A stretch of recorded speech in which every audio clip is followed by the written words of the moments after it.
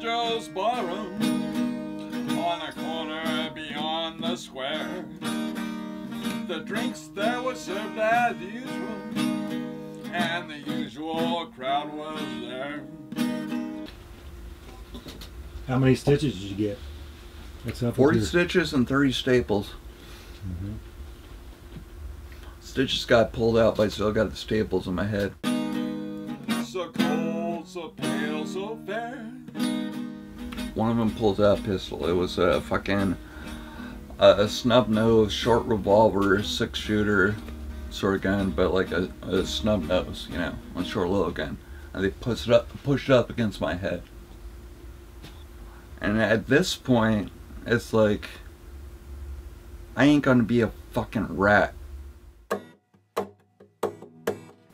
So I told my sister we were leaving, and I was like, this kid, like, I don't like the way he was treating me, you know, and I didn't know anything about feminism or punk rock or any of this stuff. I just knew that I didn't like the way he made me feel.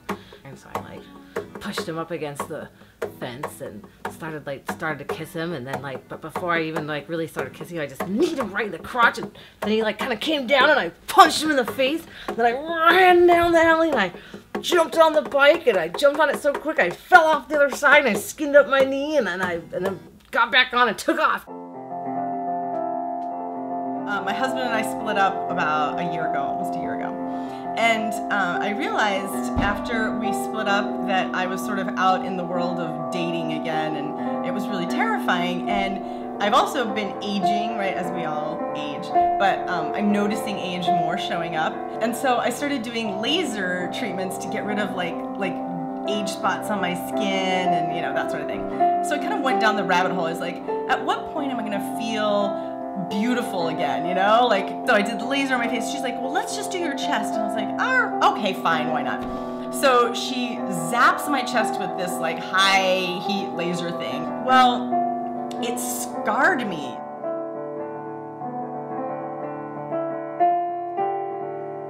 Well, I was sweeping my house, sweeping the floor of my house, and with a metal aluminum broom, hollow, and it broke in half, and got mad and slammed it down, and it took off the tip of my thumb. Sliced my tendon. Tom had to go back to the apartment to find the thumb tip to see if it was reconstructible. But it had gotten stuck in the broom hollow and then fell out onto the floor, and so it was all crusty and like covered in debris. And I said, like, I don't even want that sewn back on me. Throw it away. Part of me kind of wishes that I had them wash it off. Growing up in Brazil at the age of 4, playing street soccer with the neighborhood kids, I was chasing a soccer ball going full speed and ran into a cement lamppost. I was able to actually run to the house screaming. I remember that part, and that's when I just don't remember anything until I woke up in the hospital. 2 days later, I was in a coma for 2 days and hospitalized for about a week. That was probably the most painful experience of my life. A massive, explosive kind of a feeling.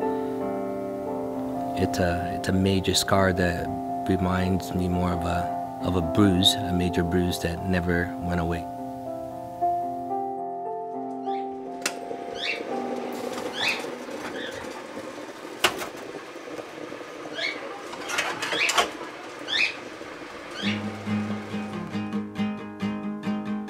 We ended up hanging out with this guy under a bridge with the intention of robbing him. And at one point, the time was right. We just jumped the dude, and he was really surprised about it. We were drinking Mad Dog, and he busted this Mad Dog bottle. And I got this scar right here from getting poked with that busted bottle. Someone shouted, like, "You guys need to move right now," or something like that, and then explosions went off, and I just remember, like, I had no idea what was happening, but like my legs were burning. That I realized that I had been hit with like a flashbang grenade. Got home from work and started drinking beers, lived by myself, had to go take a leak and linoleum floor in the bathroom, and I put both hands against the wall above the toilet. I got wool socks on and I'm just, you know, just pissing like a champ. And my feet start slowly going backwards, and I didn't catch myself. I just kept sliding, and all of a sudden, wham!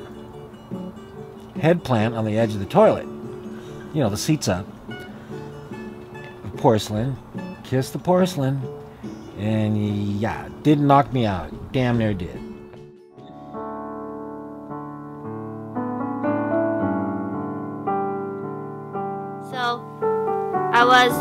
I passed out before they put me on the bed into the surgery room, but I woke up in the middle of it. I don't know if I'm supposed to wake up or just messed up the dosage of the anesthesia, but I woke up in the middle of the surgery and I can hear everything, I can see everything, I can feel all the physical cutting and touching of my body. And the sound of the crunchy, cutting fresh skin sound, I can still remember it to this day.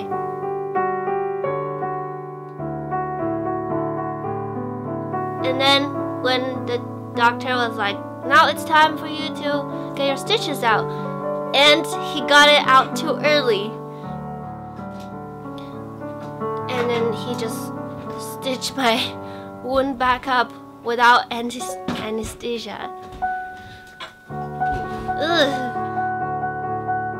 So when I was about 8 years old, me and a couple buddies were playing with fire, learning about fire, and we filled up our Tupperware container full of fuel and threw a match towards it, and the whole ground surrounding lit up. 3 of us started stamping it out, and my foot happened to hit a board that was in a teeter-totter action and kicked the whole fuel tank up on my leg, at which point the fireworks started.